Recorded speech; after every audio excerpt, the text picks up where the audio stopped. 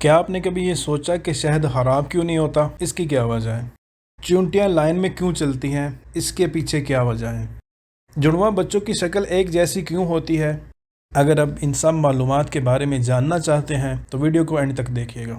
السلام علیکم، random facts around the world کے پارٹ 15 میں خوش آمدید۔ اس سیریز میں ہم آپ کو بتائیں گے دنیا بھر سے عجیب و غریب باتوں کے بارے میں۔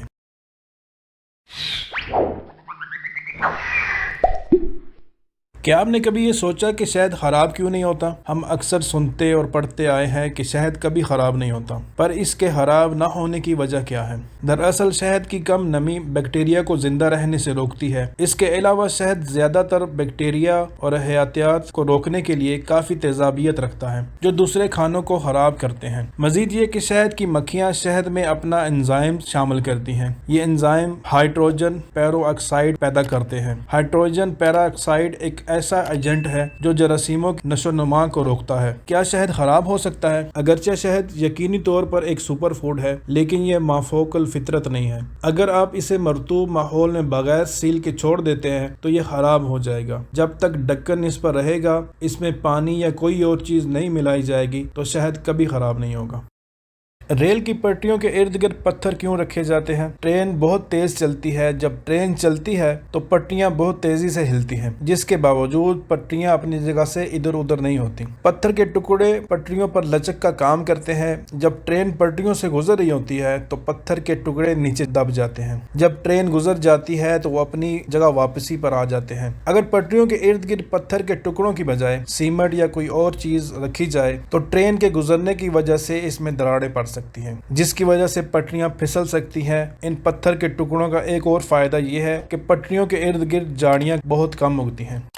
چونٹیاں لائن میں کیوں چلتی ہیں؟ چونٹیوں کے ایک لائن میں چلنے کی وجہ یہ ہے کہ جب بھی کسی چونٹی کو کہیں سے کچھ کھانے کو ملتا ہے، وہ اس کھانے کو اٹھا کر اپنے گھر لے آتی ہے۔ تو وہ چونٹی جہاں سے کھانا لے کر آتی ہے، وہاں سے اپنے گھر جاتے ہوئے ہر قدم پر ایک کیمیکل چھوڑتی ہے جس کا نام فیرومونز ہے۔ یہ کیمیکل ہر چونٹی میں موجود ہوتا ہے۔ پھر باقی چونٹیاں فیرومونز نامی اس کیمیکل کو سونگھ کر اس خوراک تک پہنچ جاتی ہیں۔ اس لیے وہ تمام چونٹیاں جہاں پہلی چونٹی نے اپنے فیرومونز کو راستے میں گرایا ہوتا ہے، اس کو سونگھ کر کھانے تک پہنچ جاتی ہیں، جسے ہم ایک لمبی لائن کے طور پر دیکھتے ہیں۔ پاکستان میں ہمارے پاس جو نیوز پیپر ہے، ہم انہیں ایک دن پرانا ہونے کے بعد پھینک دیتے ہیں کیونکہ وہ اب ہمارے استعمال کے نہیں رہے۔ لیکن جاپان میں کچھ ایسے اخبارات بنائے جاتے ہیں جن میں چھوٹے پودوں کے بیج ڈالے جاتے ہیں۔ اخبار پڑھ کر وہاں کے لوگ اسے مٹی میں دفن کر دیتے ہیں، جس کی وجہ سے اس میں سے پودے نکل آتے ہیں، اور وہاں کے لوگ ایسے نیوز پیپر کو گرین نیوز پیپر کہتے ہیں۔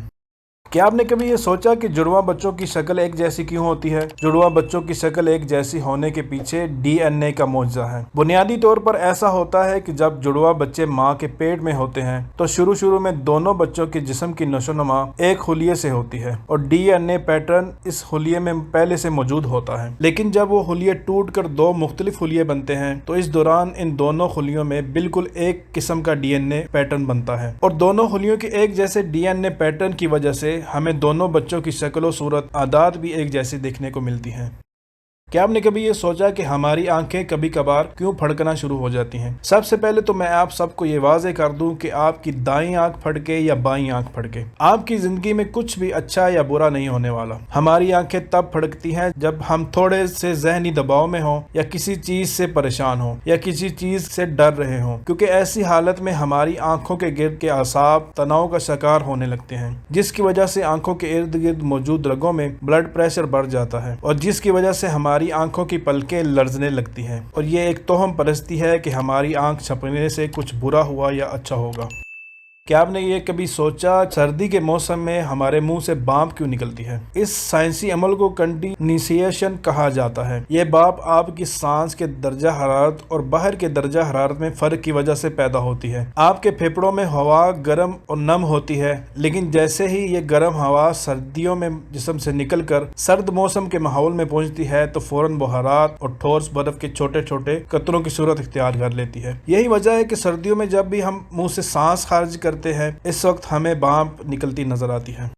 کیا آپ نے کبھی یہ سوچا کہ نظام شمسی میں سب سے طاقتور کشش ثقل کس کی ہے؟ سائنس کے مطابق سورج کا ماس بہت بڑا ہے۔ اس میں ہمارے نظام شمسی میں موجود تمام اشیاء کی نسبت مضبوط ترین کشش ثقل ہے۔ یہ تمام سیاروں کو اپنے مرکز کی طرف کھینچتا ہے اور انہیں اپنے مدار پر باندھ کر رکھتا ہے۔ سورج کے بعد مشتری ہمارے نظام شمسی میں سب سے بڑا سیارہ ہے، یعنی اس کی کشش ثقل بھی باقی تمام سیاروں سے زیادہ ہے۔ مشتری پر آپ کا وزن زمین کے مقابلے میں 2.5 گنا زیادہ ہوگا۔ مطلب اگر آپ کا وزن زمین پر 50 کلو ہے تو مشتری پر 125 کلو ہوگا۔ کشش ثقل فزکس کی ایک بنیادی قوت ہے جو ہر چیز کو زمین کی سطح کی طرف متوجہ رکھتی ہے۔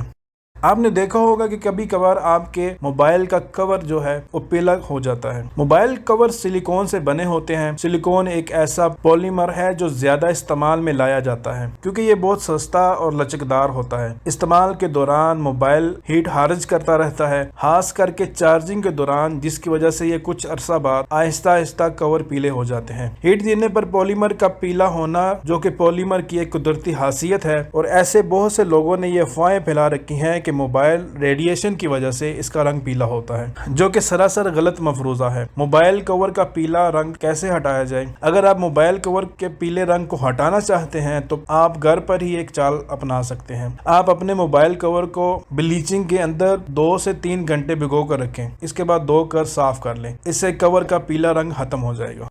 کیا آپ نے کبھی سوچا کہ لذیذ کھانا دیکھ کر منہ میں پانی کیوں آ جاتا ہے؟ جب بھی ہم کوئی لذیذ کھانا دیکھتے ہیں یا اس کھانے کے بارے میں سوچتے ہیں جو ہمیں سب سے زیادہ پسند ہوتا ہے تو ہمارا دماغ سوچتا ہے کہ آج کچھ اچھا اور لذیذ کھانا کھانے جا رہے ہیں، اور ساتھ میں ہمارا دماغ ہمارے منہ میں اس چیز کی لذت کو ایکٹیو کرتا ہے۔ یہی وہ چیز ہے کہ جب بھی ہم کوئی لذیذ کھانا دیکھتے ہیں تو ہمارے منہ میں پانی آ جاتا ہے، اور یہ پانی ہمارے کھانے کو ہضم کرنے میں بہت مدد کرتا ہے۔ کیا آپ نے کبھی یہ سوچا کہ نزلہ زکام کے دوران چھینکیں کیوں آتی ہیں؟ جب سردی کا وائرس ناک کے خلیوں کو متاثر کرتا ہے تو جسم اپنے قدرتی سوزشی سسٹم کو متحرک کرتا ہے، جسے ہسٹامین کہا جاتا ہے۔ وائرس کی زیادتی کے سبب ہسٹامین سسٹم بلغم سیال مادہ وافر مقدار میں خارج کرتا ہے، جس کی وجہ سے ہمارا سانس کا نظام متاثر ہوتا ہے اور ناک میں جلن ہوتی ہے، جس کے سبب ہمیں چھینکیں آتی ہیں۔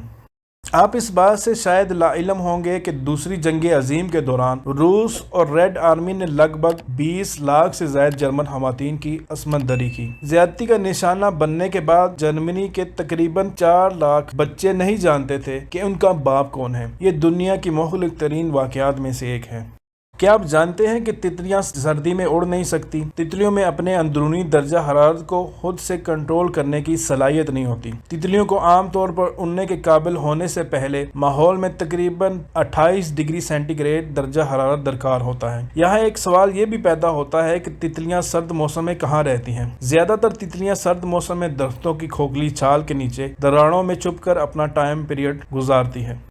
اس بات کو تقریباً ہر کوئی جانتا ہے کہ امریکہ نے جاپان پر ایٹمی حملہ کیا تھا۔ کیا آپ کو پتا ہے کہ جب اگست 1945 میں امریکہ نے ہیروشیما پر ایٹم بم گرایا تھا، یہ زمین پر نہیں بلکہ زمین سے 600 میٹر اوپر اونچائی میں پھٹا تھا۔ بم نے تقریباً 4000 ڈگری تک گرمی پیدا کی۔ اتنا زیادہ درجہ حرارت اسٹیل کو بھی آرام سے پگھلا سکتا ہے۔ آج سمجھ چکے ہوں گے کہ انسان پر کیا گزری ہوگی۔ صرف 43 سیکنڈ میں شہر کے مرکز کا 80% حصہ تباہ ہو گیا اور 70,000 سے 80,000 لوگ فوری طور پر مارے گئے تھے۔